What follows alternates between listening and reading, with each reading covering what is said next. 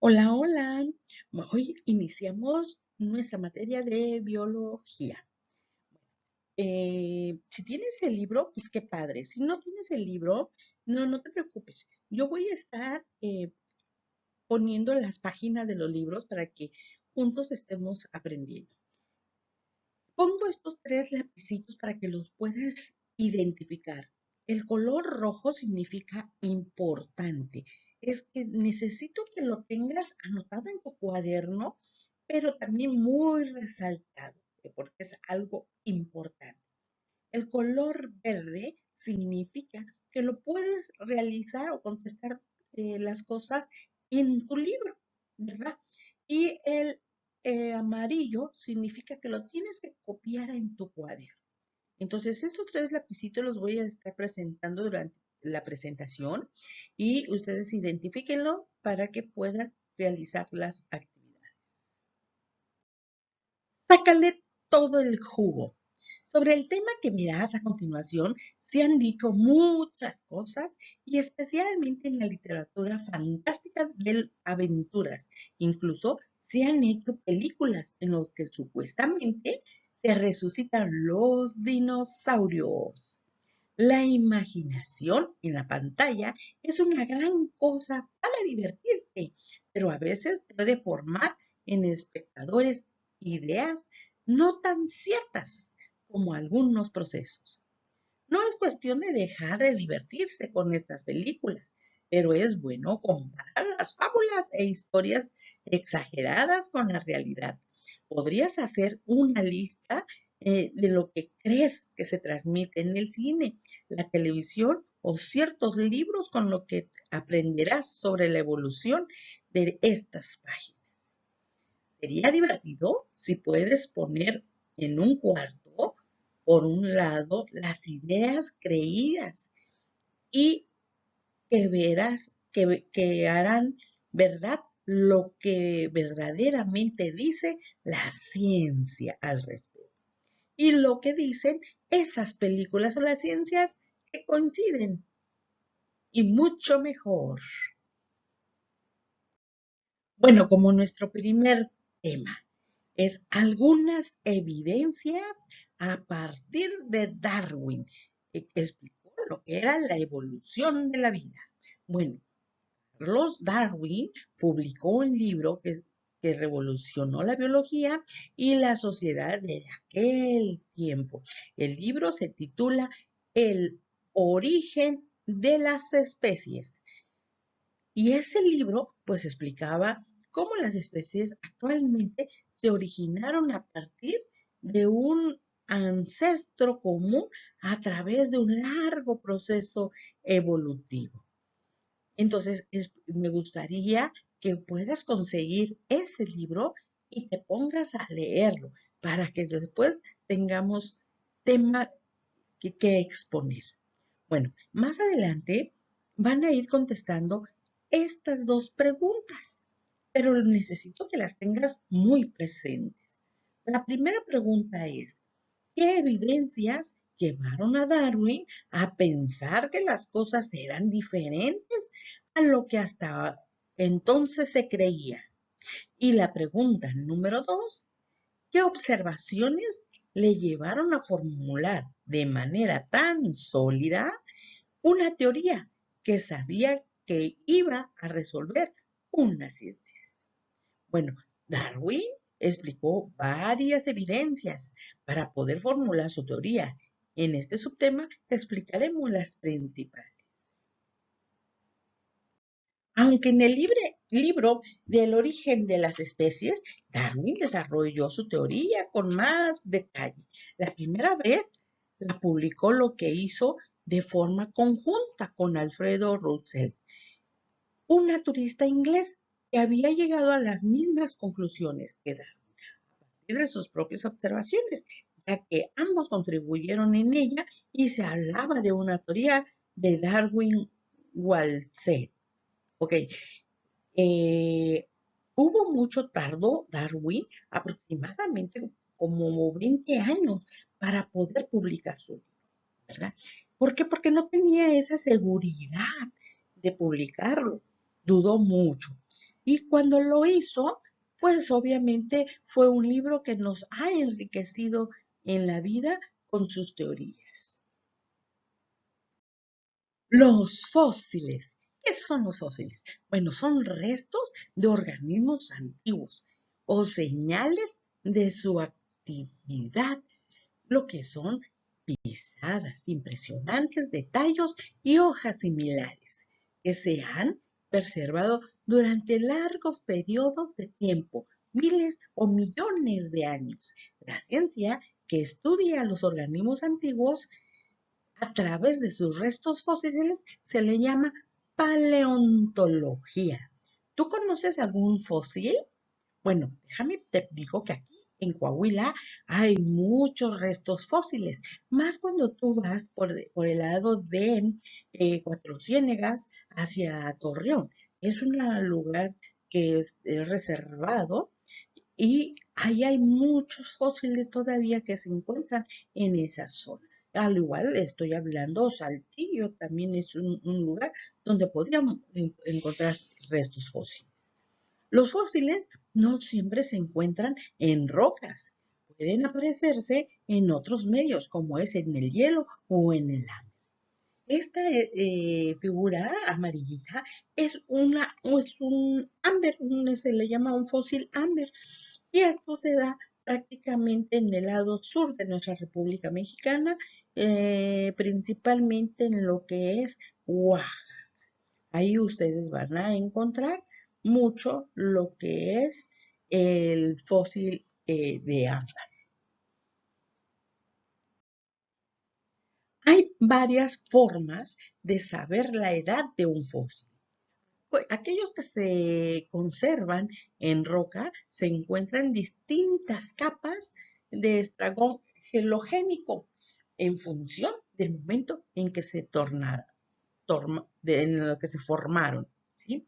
Estas capas o estos son niveles de rocas de material sedimentario en que se divide la corteza terrestre. Distintos estratos corresponden a diferentes épocas de tanto que tienen diferente edad, que se corresponde en la edad de los fósiles que contienen. Bueno, hay otra forma en la cual se puede calcular lo que es en la edad, pero eso ya estamos hablando cuando los paleontólogos están en un laboratorio. ¿Por qué? Porque tienen que realizar lo que es la prueba de carbono 14. Y con eso nos determinan la edad que tiene un fósil. Los fósiles son evidencias de formas de vida que existieron en la Tierra en el pasado. El hallazgo de restos correspondientes a distintas épocas que permitieron establecer un registro fósil que nos aporta una valiosa información sobre la historia en la vida. Bueno, aquí vamos a hablar sobre biogeografía. En sus viajes alrededor del mundo, Darwin observó la gran variedad de especies que habitan en la Tierra y se fijó en que había diferencias que presentaban y la relación en lugares en los que vivían. Entonces, dentro de la biografía, pues él define, ¿verdad?, que es una ciencia que estudia la distribución de los seres vivos en la superficie de la Tierra. Como hemos estudiado en los temas anteriores, el entorno tiene una gran influencia sobre los organismos vivos que ahí encontraremos en diferentes especies, en diferentes ambientes. Entonces, por ejemplo, los cactus tienen hojas muy pequeñas, ¿verdad? Que son estas espinas, que minimizan la pérdida de agua por transpiración y tallo grueso que almacenan el agua. Esto les permite vivir en lugares muy secos, donde hay una planta tropical con grandes hojas y tallos finos, no sobrevivirá. Cuando hablamos sobre anatomía, pues hablamos sobre los esqueletos, la anatomía interna de los esqueletos, de las extremidades de varios vertebrados. En este caso vemos la imagen número A, que es de un humano, la imagen B es de un caballo La imagen C es de un murciélago y la imagen D pues es de un delfín. Entonces ahí observamos 4 pasos diferentes en los mismos huesos, aunque su forma va variada para adaptar la extremidad del uso de requerido, ¿verdad? Entonces, para comparar la estructura interna de una especie, tenemos que ver los diferentes tipos, ¿verdad? O ver las semejanzas que puede o no evidenciarse. También podemos ver que cumplen funciones diferentes, pero que no internamente resultan ser muy similares. A esto se les llama estructuras homonólogas. Bueno, tenemos que contestar en esta actividad 2 preguntas. ¿Qué principios establece la teoría de la evolución de Darwin y qué añadió el neodarwinismo a esta primera teoría? Entonces nosotros vemos que Darwin elaboró una teoría en la que explica la evolución de los seres. Entonces, el darwinismo se basa en 3 principios, que es la variabilidad, la población y la selección natural y la herencia de las características. Entonces, en el tiempo de este proceso se produce cambios que se van heredando de generaciones en generaciones, lo que acaba de originar distintas especies. Entonces, la función entre el darwinismo y en estos nuevos avances denomina neodarwinismo o teoría sintética de la evolución. Hoy en día, esta es la teoría más aceptada, aunque el trabajo continúa para esclarecer mejor cómo ocurriría este importante capítulo entre lo que es la historia de la vida de la Tierra. Bueno, aquí en este principio de la teoría de Darwin, de la variabilidad de las poblaciones, Darwin observó que existían gran variedad de especies diferentes, pero al mismo tiempo, cada especie estaba adaptada a las condiciones de ambientes en las que vivía. ¿Cómo podría explicar esto? Bueno, pues Darwin observó que también hay variabilidad de los individuos de las mismas especies. Es decir, de una forma natural, nacen más individuos de los que pueden sobrevivir. Esto de forma ocurre, por ejemplo, porque el alimento sea limitado en ese ambiente en específico o porque se determinan los individuos que sobreviven en cada población. Pues la respuesta de esta la encontraremos en el segundo principio de Cuesta. En este primer principio de la teoría de Darwin se puede resumir diciendo que todas las especies en general producen un elevado número de descendientes diferentes entre sí y diferentes progenitores. Bueno, en la segunda teoría de Darwin, ¿verdad? Es sobre la selección natural. Entonces, aquí Darwin se pregunta, qué es lo que determina qué individuos viven? ¿Es un proceso aleatorio o sigue alguna regla? Bien, entonces, viendo lo que es la generación tras generación, aquellos individuos que presentan las características más convenientes, con el tiempo se ha dado una variedad en el que se conoce hoy en día, ¿verdad? Por ejemplo, la mazorca más grandes y más diferentes. Entonces, nosotros aquí tenemos los 2 ejemplos de las mazorcas, la tradicional y con la mazorca en la que ha venido con diferentes genes. Entonces, ya encontramos mazorcas hasta de colores. Este proceso de selección natural es el segundo principio de la teoría de la evolución de Darwin, a diferencia de la selección artificial. La selección natural no persigue un fin determinado, sino que simplemente aprovechan las características de algunos seres vivos de los que hacen más aptos para que vivan ciertas condiciones de forma similar a lo que ocurre en una domesticación, pero en una escala mucho mayor. En las poblaciones naturales, las condiciones ambientales determinan que un individuo debe sobrevivir si se reproduce. En esa diapositiva presentamos un ejemplo de una selección natural que sobre el suelo son los ratones, los colores de café son los más difíciles de ver para un depredador de los que blancos. Para ello, los ratones cafés tendrán más posibilidades de sobrevivir y se produce que los blancos podemos encontrar sus características ventajosas, oscuras y sus descendientes. Nuestra tercera teoría de Darwin es sobre la herencia de las características. Entonces, en este tercer principio, la teoría darwinista permite una mejor adaptación, adaptación que de su transmitores, ¿verdad? A la descendencia. En el tiempo, la población entera va acumulando características de beneficios para sobrevivir en ese ambiente.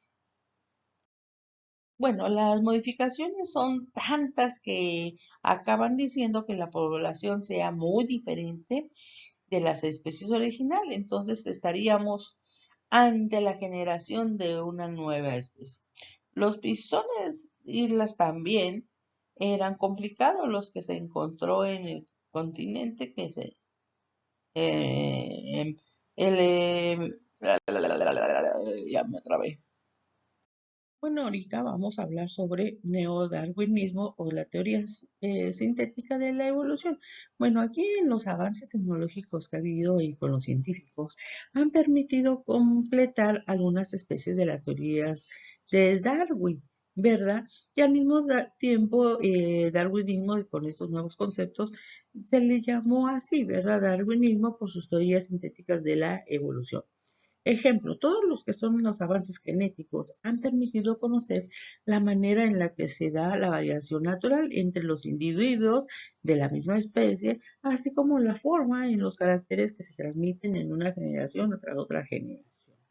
Entonces, tenemos que estos genes que se transmiten a cuestiones de la descendencia, cuando el ser vivo se reproduce, como vemos más adelante en este libro, ¿verdad? Entonces, dentro de la reproducción sexual, lo que posee la mayoría de las especies vegetales y animales, los genes de la madre y del padre se mezclan y se combinan al mismo tiempo, ¿verdad? Al azar, bueno, esto es todo es al azar, dando un lugar de los descendientes de una información genética única que se expresa en características físicas y de comportamiento propio. Bueno, los caracteres que adquiere el individuo durante la vida no alteran los genes. Por ejemplo, el mayor desarrollo de los músculos de los brazos o de un tenista o se transmite en su descendencia.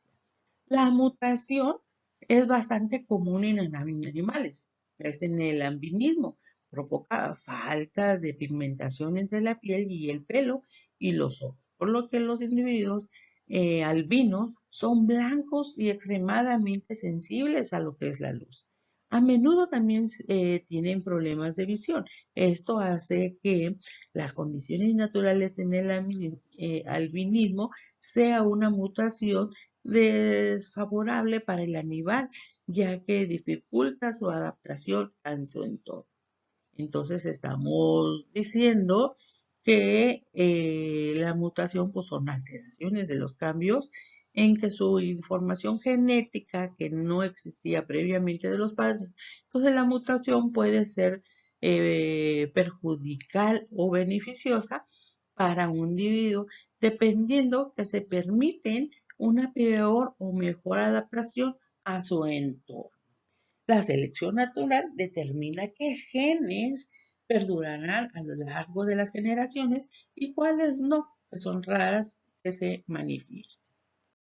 Bueno, aquí en lo que es el aporte del neodarwinismo, añade una idea en lo que es el aislamiento reproductivo de las poblaciones. Es necesario para que sea un origen de las nuevas especies. En el caso de la población, los ratones, que veíamos en las páginas anteriores, los ratones pardos tienen más posibilidades de sobrevivir que los blancos, ya que se camuflan mejor. Por ello, los ratones pardos se reproducirán en mayor proporción y transmitirán sus genes a sus descendientes, que tendrán también un calor pardo. Con el tiempo, un gran porcentaje de la población de ratones será de ese color. De esta manera, los genes que son una ventaja para adaptarse a un nuevo entorno, se quedan dentro de esa población aislada. No se comparten con el resto de esas especies. Como podemos observar en esta imagen, el aislamiento se reproduce de una población respecto al resto de las especies que pueden ocurrir de muchas formas. La aparición de las barreras físicas como un curso de agua o de una carreta puede separar una población de las demás.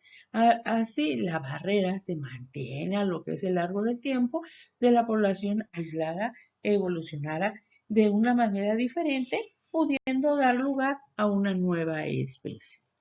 De todos modos, siguen las incógnitas, ¿verdad? Algunos científicos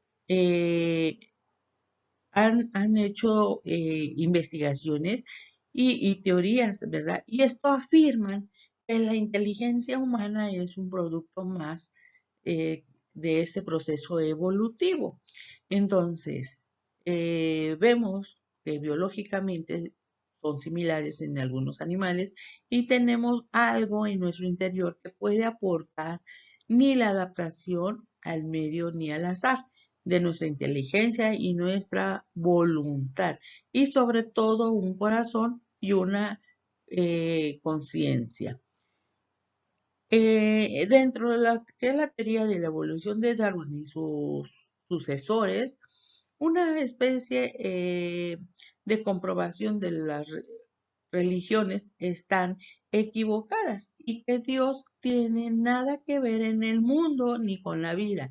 Podemos afirmar que esta visión es errónea, ya que la evolución y la existencia de un ser inteligente y superior no son contradictorias. Un evolucionista puede ser religioso y una persona que crea en Dios puede ser evolucionista. Se trata de una realidad que hay que respetar en ambos campos, tanto en lo religioso como en lo científico.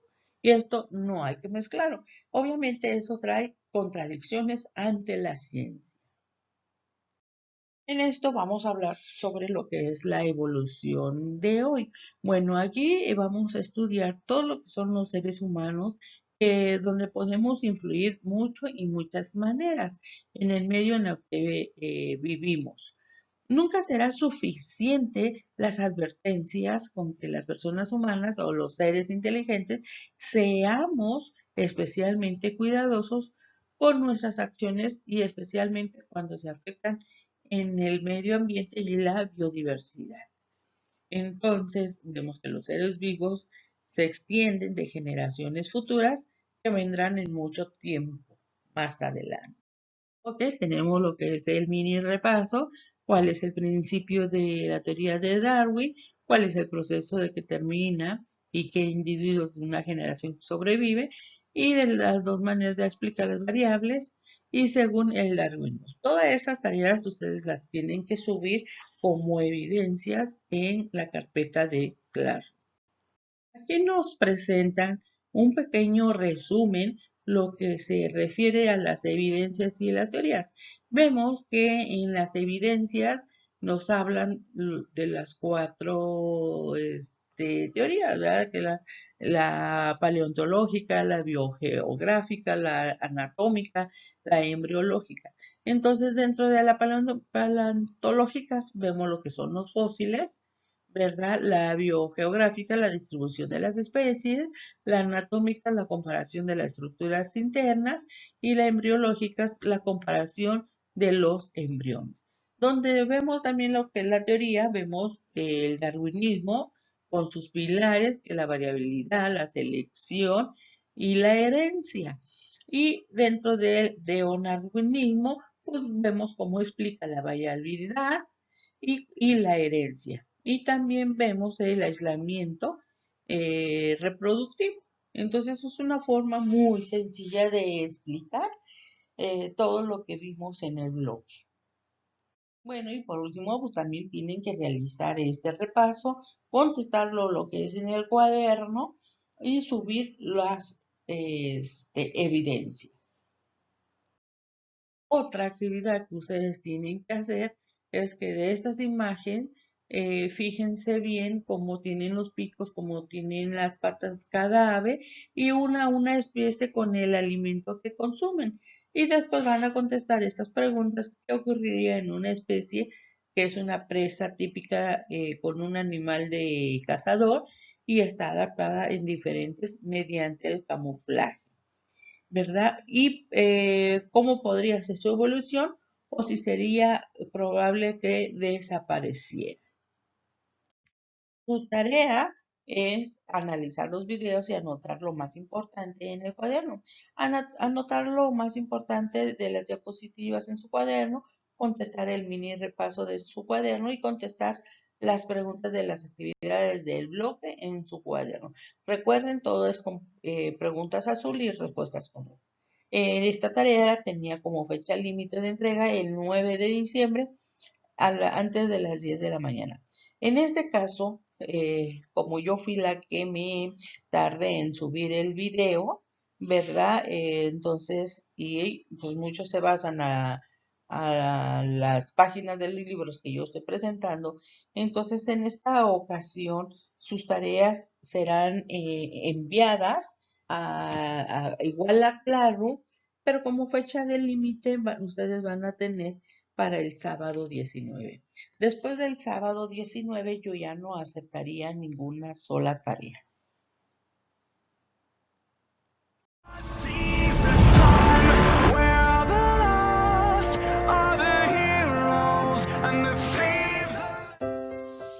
Hola, buenos días a todos y bienvenidos a mi canal de Mr. Ryan. Ah, no, que no soy yo. Muy buenos días a todos y bienvenidos una vez más a mi canal.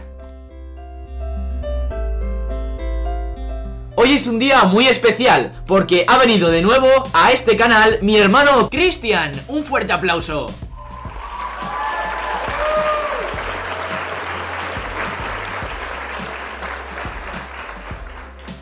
Venga, lúcete, di unas palabras. Es un placer estar aquí de nuevo en este especial 1000 suscriptores, ¿no? Eso me han dicho. Así que vamos a empezar. Venga, dale. Bueno, estoy aquí presentando este vídeo ya que vamos a hablar sobre el libro de Charles Darwin de El origen de las especies. Esto es ya que mi hermano, Mr. Ryan, me ha comentado que un suscriptor tenía ciertas dudas sobre este libro, ya que hicimos una primera introducción hablando de Charles Darwin en general. Y entonces hemos decidido hacer este vídeo. Esperamos que os guste y comenzamos.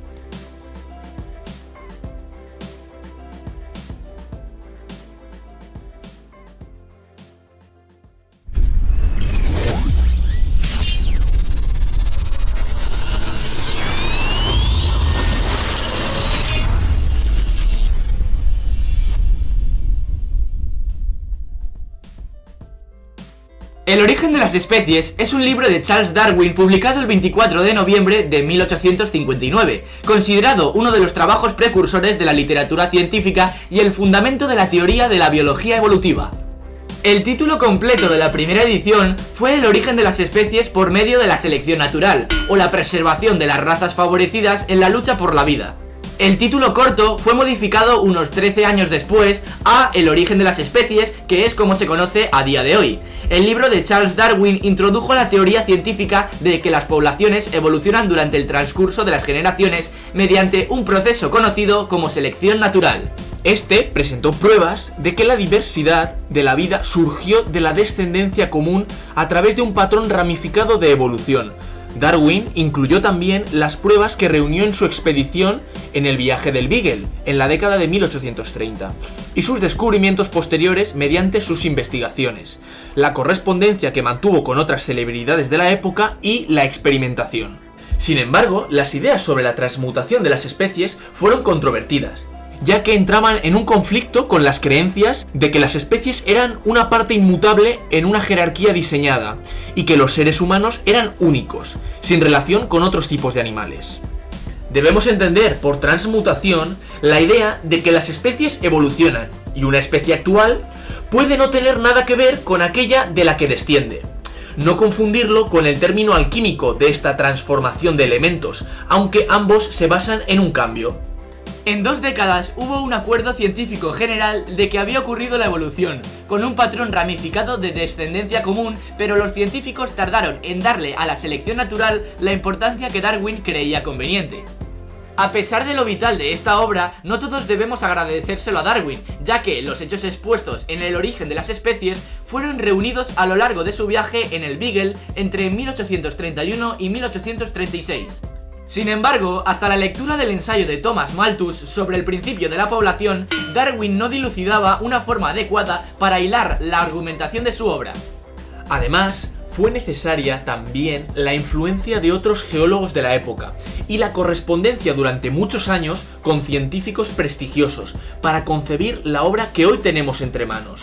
Algunos de ellos son las influencias de la geología y de otras teorías del momento sobre la formación de los elementos orográficos del planeta. Estos indican un tiempo de existencia del planeta Tierra mucho mayor al que lo hace la Biblia y los religiosos.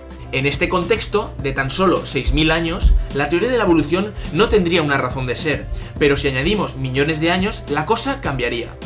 Otro punto importante fue la competencia con Wallace, que tenía entre manos otra teoría muy similar y por ello Darwin se apresuró en publicarla casi 20 años después de su viaje por el mundo. Aquí Darwin fue el único culpable al tomarse tantísimo tiempo para madurar sus ideas, y puede que, si las cosas hubieran sido de otro modo, tal vez este vídeo no se llamaría igual.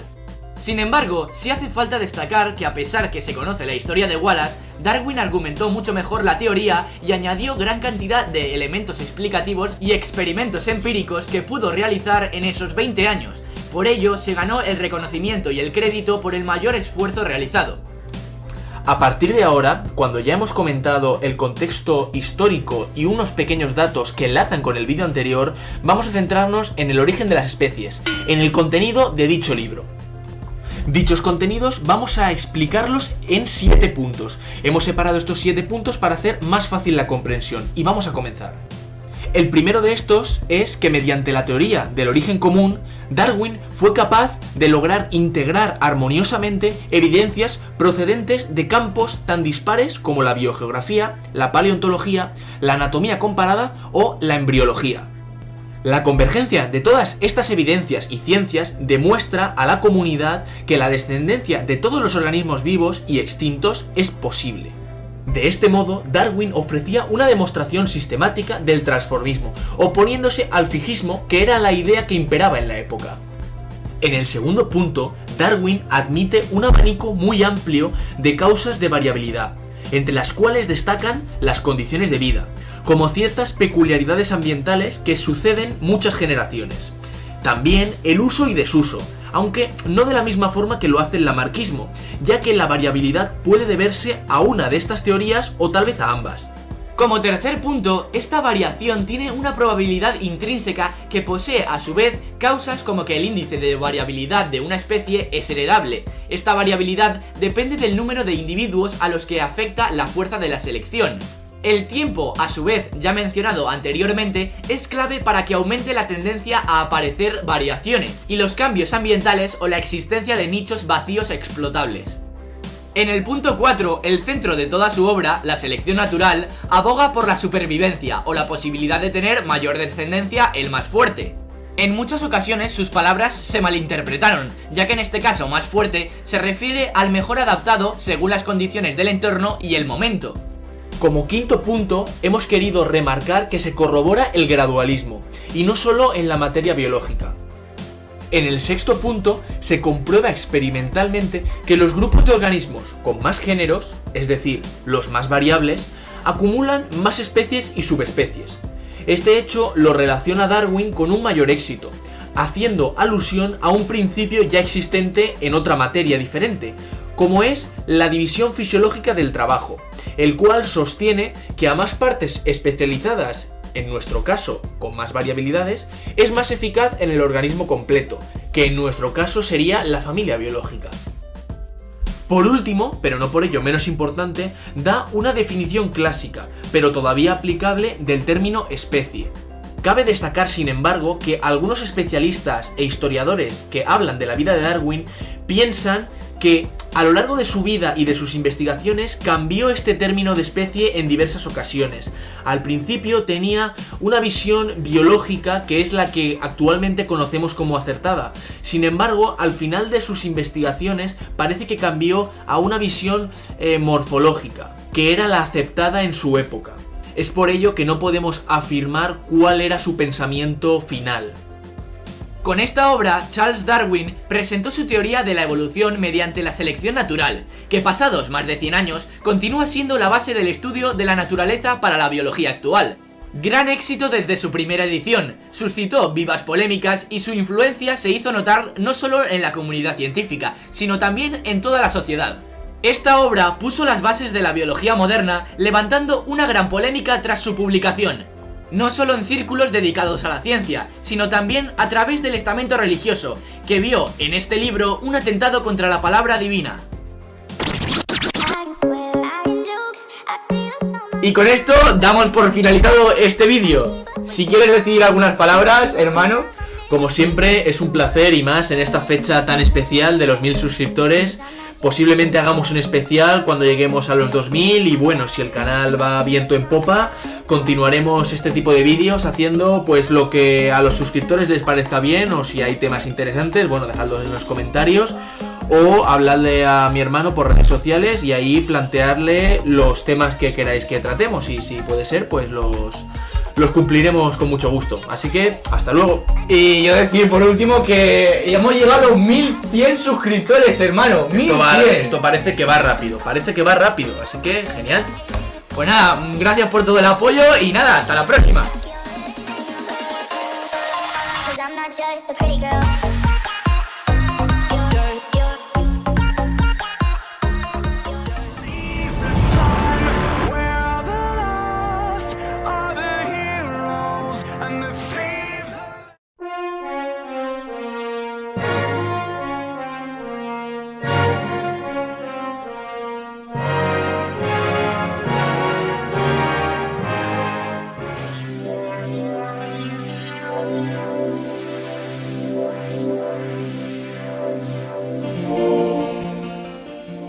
Su intelecto era una especie de máquina que transformaba lo que veía en leyes generales de la naturaleza. Iba camino de ser ministro de la Iglesia, pero en vez de eso, formuló una teoría que habría de asestar un tremendo golpe a la religión. El gran biólogo y taxónomo Charles Darwin escribió: "No hay nada peor que la ociosidad".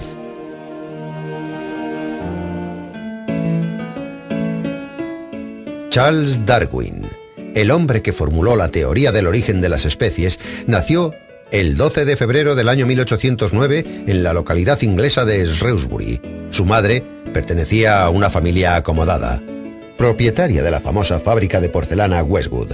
Darwin apenas contaba 8 años cuando se quedó huérfano de madre. Su abuelo paterno fue un célebre médico botánico y poeta. Tras la muerte de su esposa, el padre de Charles, que también era médico, se entregó a la educación de su hijo, que creció siendo un niño bastante mediocre. Su progenitor incluso le dijo una vez: "Solo piensas en cazar, en perros y en perseguir ratas. Eres la vergüenza de nuestra familia". Siguiendo la tradición familiar, Charles se matriculó en la Universidad de Edimburgo para estudiar medicina, pero el joven, después de ver 2 operaciones de cirugía en vivo, perdió todo interés por la medicina. También desperdició los 3 años que pasó en la Facultad de Teología de Cambridge. Darwin aún no tenía claro qué quería hacer. Sin embargo, al llegar el otoño del año 1831, Charles recibió una invitación para embarcarse como naturalista en una expedición científica. El 27 de diciembre del año 1831, Charles Darwin zarpó de la costa de Inglaterra en el Beagle. Recalaron en Tenerife, Cabo Verde, Brasil, Argentina y Uruguay, y también en Tierra del Fuego y Tasmania.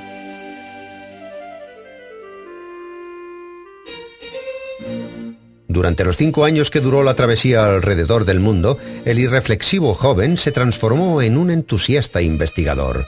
Al adentrarse en la selva sudamericana, Charles Darwin advirtió que la forma de las plantas y los animales iba modificándose lentamente, y en las Islas Galápagos, al ver las diferencias que presentaban los ejemplares de una misma especie en cada una de las islas del archipiélago, llegó a la conclusión de que esos cambios se debían al transcurso del tiempo.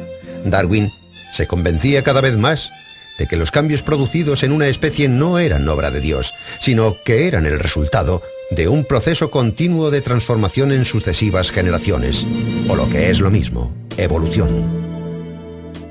El 2 de octubre del año 1836, el Beagle, el bergantín en el que Charles Darwin había navegado durante 5 años, regresó a las costas inglesas. Darwin se estableció en Londres, empezó a leer libros de la Sociedad Geológica y publicó Diario del viaje de un naturalista alrededor del mundo a bordo del Beagle. A los 30 años, Darwin se casó con su prima Emma Westwood, hija de un hermano de su madre. Charles escribió sobre su esposa: «Es mi mayor alegría». De repente, los problemas de salud de Darwin enturbiaron la feliz vida familiar. Cualquier acontecimiento, aunque no fuese relevante, le provocaba ansiedad, insomnio y molestias cardíacas. Para recuperar la salud y poder sumergirse de lleno en sus investigaciones, Darwin se instaló en una casa de campo en Down, una pequeña ciudad próxima a Londres, y se negó a recibir visitas de sus amistades, pero gracias a eso pudo continuar su obra científica. Darwin dedicó más de 20 años a esa monumental tarea, y solo un artículo publicado por el joven científico Alfred Russel Wallace le animó a seguir adelante. Darwin, acuciado por el miedo a perder la primacía, redacta un breve compendio de su trabajo sobre el proceso de evolución biológica. El 24 de noviembre del año 1859 se publicó su obra El origen de las especies por medio de la selección natural o la preservación de las razas favorecidas en la lucha por la vida. Darwin reconoció que ese libro había sido la obra más importante de su vida. El científico demostró que las fuerzas motrices de la evolución eran la selección natural y la diversidad. El siguiente libro de Darwin, El origen del hombre y la selección en relación al sexo, fue un auténtico escándalo. En él, Darwin no planteaba una mera semejanza fortuita entre el hombre y el mono, establecía una relación entre ellos. A mediados del siglo XIX, esa idea cayó como una bomba en la sociedad. La teoría de Darwin refutaba el origen divino del ser humano. Algunos sectores criticaron a Charles Darwin y otros le aplaudieron, pero el científico no salió de su aislamiento. Se mostraba indiferente ante sus logros. Extraviaba sus títulos y credenciales y tenía que preguntar a sus amistades si pertenecía a tal o cual academia. Durante toda su vida, Darwin le agradeció a su esposa Emma el haber soportado sus achaques, sus dolores y sus quejas constantes con la mayor paciencia, y decía de ella que era su luz alentadora. Emma le dio 10 hijos, 3 de los cuales murieron a una edad muy temprana. Pero poco a poco, la enfermedad fue minando las fuerzas del científico. En el año 1882, a los 73 años de edad, falleció Charles Darwin. Fue enterrado en la abadía de Westminster en Londres. En su lápida reza una inscripción: Charles Darwin, autor del origen de las especies y otras obras sobre ciencia natural.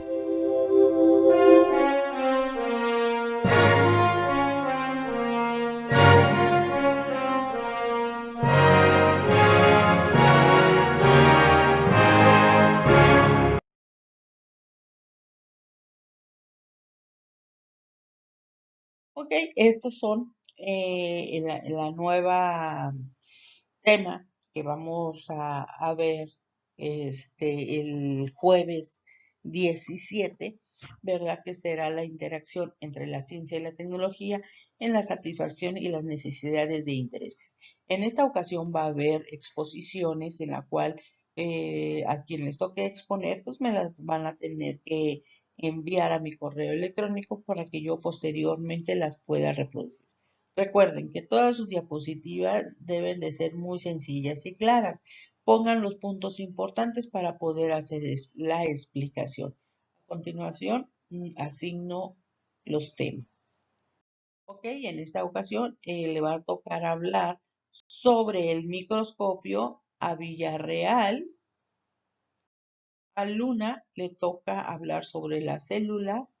A Rodríguez, la estructura de la célula. A Aguilar, la biodiversidad microscópica.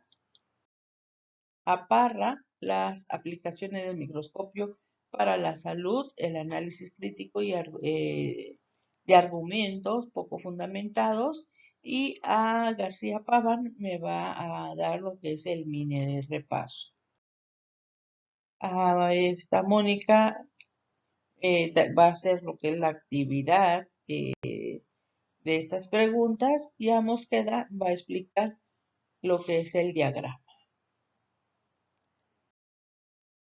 A Sánchez le toca escribir esas 5 preguntas. A López le toca dar el resumen de esta leyenda, y a Cruz pues esta actividad, y González también lo que se refiere a estas actividades de preguntas. Ok, vamos a dar gracias a Dios. Ven Espíritu Santo, llena los corazones de tus fieles y encierra en ellos el fuego de tu amor. Envía tu Espíritu Creador y renueva la paz de la tierra. Oh Dios, que has iluminado los corazones de tus hijos con la luz del Espíritu Santo. Haznos dóciles a sus inspiraciones para gustar siempre el bien y gozar su consuelo. Por Cristo nuestro Señor. Amén. Ave María, llena eres de gracias, el Señor es contigo. Bendita eres entre todas las mujeres y el bendito es el fruto de tu vientre, Jesús. Santa María, Madre de Dios, ruega por nosotros los pecadores, ahora y en la hora de nuestra muerte. Amén. Cristo, Rey nuestro, vénganos tu reino. Virgen Guadalupe, ruega por nosotros. En nombre del Padre, del Hijo, del Espíritu Santo. Amén. Pues muchas gracias, chicos. Nos vemos la próxima semana. Que Diosito siempre me los bendiga. Saludos, y no se les olvide subir sus tareas a Classroom.